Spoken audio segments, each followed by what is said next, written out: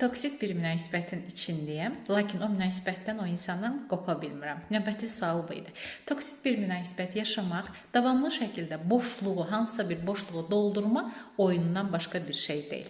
Məsələ bilirsiniz nədir? Toksit münasibətdə olarkən qarşı tərəf sənə bir gün sevgisini, diqqətini verir, bir gün çəkir, bir gün verir, bir gün çəkir.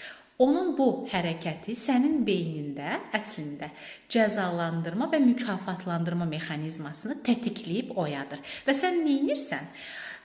Peşmançılıq duyğusu keçirirsən, günahkarlıq hissi keçirirsən və keçmiş gözəl günləri geri qaytarmaqdan ötürü bir aşırı bir çabalar göstərməyə başlayırsan. Və sən bunu edərkən sağlam münasibətin yaşandığını deyil də artıq bağlılıq bir münasibətin yaşandığını da gözdən qaçırırsan.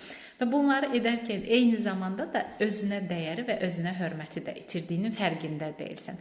Əslində, əsl sağlam bir münasibət özünü sübut etməyə çalışmadan davam edən bir münasibətdir. Sən toksit münasibətin içində davamlı şəkildə öz sevgini sübut etmə çabası içərisindəsən, əgər fərqindəsənsə bunun.